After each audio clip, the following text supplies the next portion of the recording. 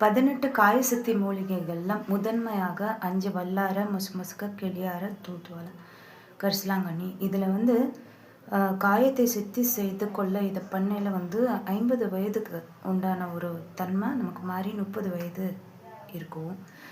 செவழனியும் ஒன்று சாப்பிடணும். இந்த காயசித்தி மூலிகைகள் எதுக்கு உட்கொள்கிறோம் அப்படின்னு சொன்னால், ஒரு கூமுட்டை மாதிரி நம்ம உடஞ்சி அப்படியே இறந்து போய் மரணம் சம்பவிக்காமல் சுத்த தேகம் பெற்று, பிரணவ தேகம் பெற்று, ஞான ஒளி தேகம் பெற்று, முக்தராகி சித்தராகி 9 சிவநிலை கடந்து சுத்த சிவ பெருவெளி கடந்து அப்படி வந்து நம்ம மரணத்தை தவிர்த்து, அதாவது மரணத்தை தள்ளி போடுறதோ மரணத்தை சந்திக்காமலோ இருக்கிற விஷயத்துக்கு சொல்லலை, மரணத்தையே தவிர்த்து கூற்றும் உதத்திலும் கைகூடும் அப்படின்னு. அதுக்கு இன்னைக்கு ப்ராக்டிக்கலாக நம்ம தப்பிக்கணும் அப்படின்னு நீங்கள் நினைக்கிறீங்கன்னா பாராயணம் பண்ணுங்க.